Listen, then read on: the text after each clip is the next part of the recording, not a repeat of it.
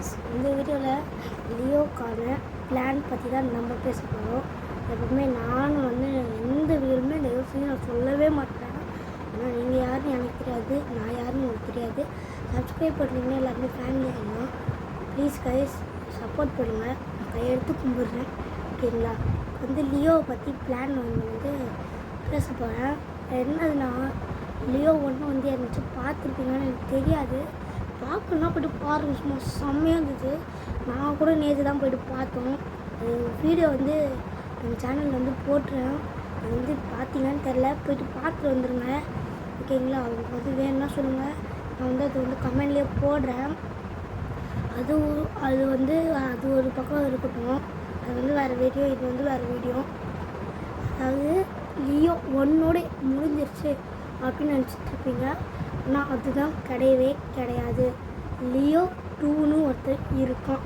என்னடா இது லியோ 2ன்னு ஒருத்தர் இருக்கானா? அப்போ அப்புறம் லியோ பிடிக்காத நிறைய பேர் சொல்லுவீங்க, லியோ உடனே தலைவலி, இல்லை லியோ 2 வேறையா அப்படின்னு.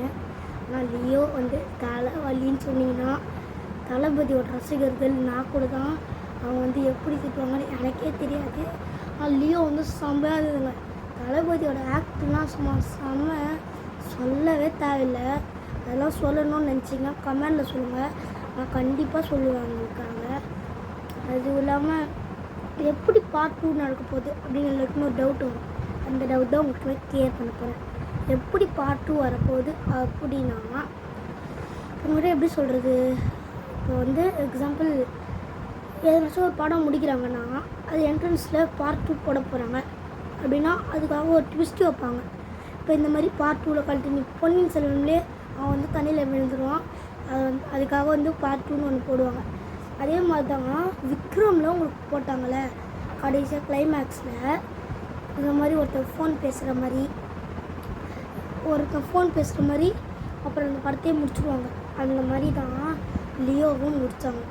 அப்போ எல்லாருக்குமே டவுட் வரும், ஆனால் ரெண்டுமே ஒரே மாதிரி முடிக்கிறாங்க, காப்பி ஆகிடுமா அப்படின்னு நினைக்காதீங்க. அவ்வளோ நாட்டில் விக்ரம் விஜய் மாதிரி வரும். விக்ரம் படத்தையும் லியோ படத்தையும் சேர்க்க போகிறாங்க. நம்ம கைதி வேறு வரும், அதெல்லாம் கண்டுக்காதீங்க. படம் தளபதிக்காகவே பார்ப்பேன் நான். தளபதி சும்மா செம்மையாந்தாரு, 10 பேர் அச்சு போட்டாருங்க. அந்த மாதிரி அதெல்லாம் அப்புறமா பார்த்துக்கலாம். அது ஓரம் கட்டி வச்சுருங்க, சரிங்களா? அவங்க மூலையில் ஓரம் கட்டி வச்சுருங்க. அதை இப்போ பார்ட் 2ல் விக்ரமே லியோவையும் சேர்த்தா எப்படி இருக்கும் யோசிச்சு பாருங்களேன். உங்களுக்கு நீங்களே ஒரு 5 நிமிஷம் யோசிச்சு பாருங்களேன் எப்படி இருக்கும். அதில் கைதி, இதில் வேறு ஷாருக்கான் வேறு சும்மா செம்ம. பின்னாடி வேறு எங்கள் அப்பா வேறு பெல்ட் வேறு.